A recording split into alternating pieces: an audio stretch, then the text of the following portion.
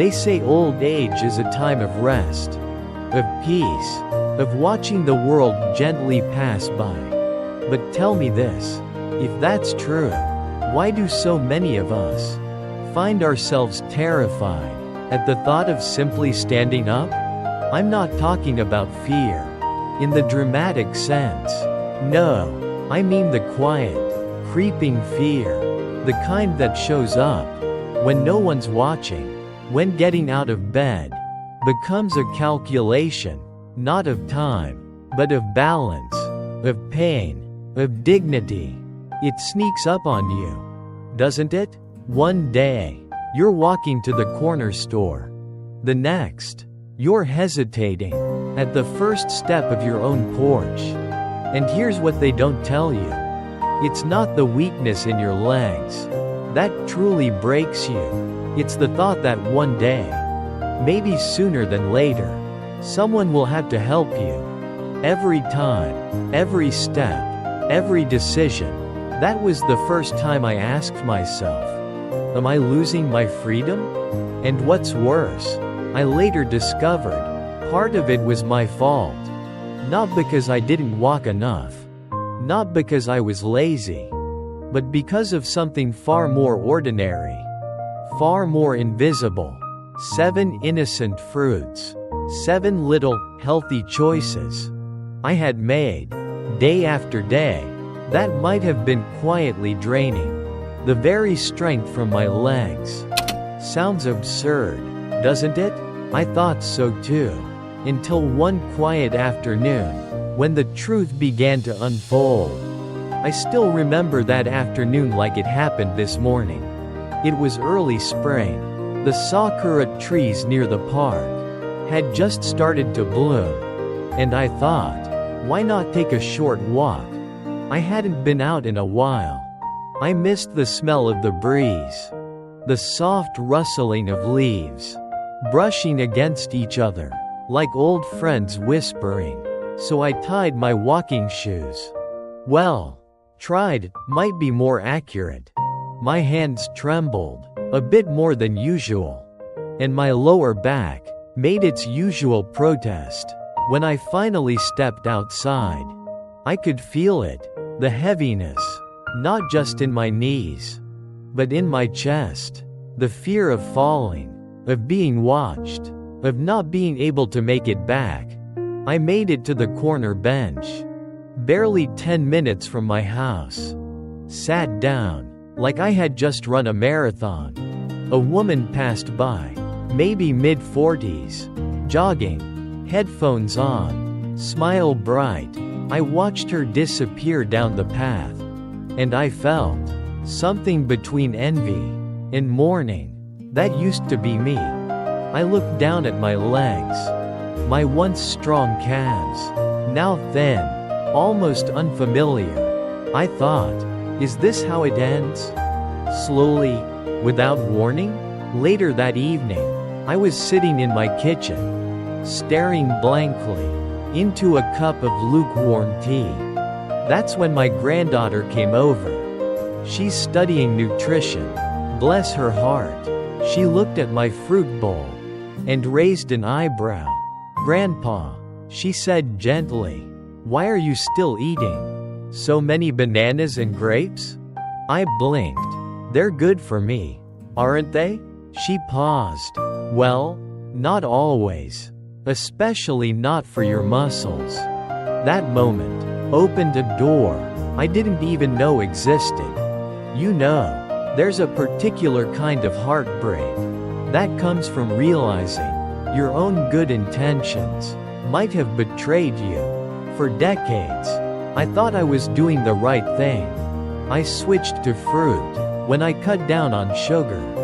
I made smoothies with dates and bananas. I snacked on grapes instead of cookies. And every time someone said, "You're eating so healthy," I smiled, proud. But as my granddaughter explained, and as I later researched myself, there's a hidden truth to many of these sweet fruits. They're high in fructose, a type of sugar that doesn't quite act the way we expect it to. Fructose, especially in excess, doesn't go straight to our muscles. It heads to the liver. And if the liver becomes overwhelmed, it can trigger inflammation, insulin resistance, and yes, even muscle breakdown. Over time, I couldn't believe it. All those years, all those good intentions, and perhaps they had slowly been stealing away the very thing I feared to lose, my independence. I sat with that for a long time. The guilt, the confusion, the sadness, and yes, the anger. But mostly, I felt alone. Because who do you even talk to about this? Who wants to hear a 72-year-old man talk about his legs trembling on the way to the mailbox? I remember one night, dark, silent, I stood by the window, watching the trees sway. My reflection in the glass looked tired, and I whispered, I don't want to be a burden. That was my bottom. Change didn't come all at once. It never does. But the first crack in the wall came from a sentence in a book my granddaughter left on the table. You don't lose strength because you age. You age because you lose strength. That line hit me like a stone to the chest. I wrote it down. I repeated it. I even stuck it on my bathroom mirror. From there, small changes began. I cut down on those 7 fruits. Not entirely, but enough. Bananas, grapes, watermelon, dates, mangoes, apples, pears, especially the overripe ones. I learned that their high fructose content could spike my insulin, create fat around the liver, and reduce the absorption of amino acids, vital for muscle repair. I began adding eggs back into my diet, salmon, a bit more tofu, things rich in leucine and vitamin D.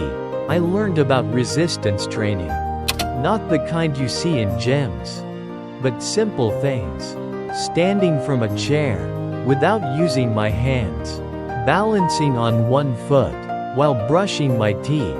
Most importantly, I started walking again, just to the mailbox at first, then around the block, eventually back to the park, and I stopped punishing myself for what I didn't know. That might have been the biggest shift of all. It took months. Some days, I took 2 steps forward and 3 back, but every little act added up.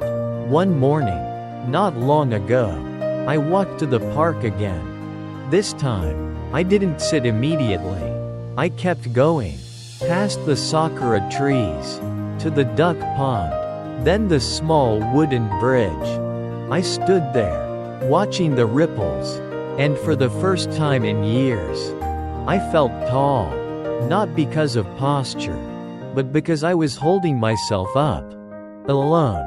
That feeling, it was worth every change, every moment of doubt, every apple I said no to. I realized then, independence doesn't mean doing everything yourself. It means believing you can, if you need to. And what weakened my legs wasn't just aging, it was assumptions. It was the absence of knowledge. It was fear, disguised as habit. You know, there's a quiet dignity in reclaiming your strength. It doesn't roar. It doesn't demand applause. It just is. So if you're listening now, maybe with a warm drink in hand, maybe with your legs feeling a bit tired, like mine once did, I just want to say this. It's never too late to turn around. You don't need to be young again. You don't need to run marathons. You only need to believe that your body, no matter how old, still listens when you care for it. Let yourself be curious. Question what you think is healthy. And if your legs shake today, it doesn't mean they'll shake forever. All it takes is one step, then another, then another.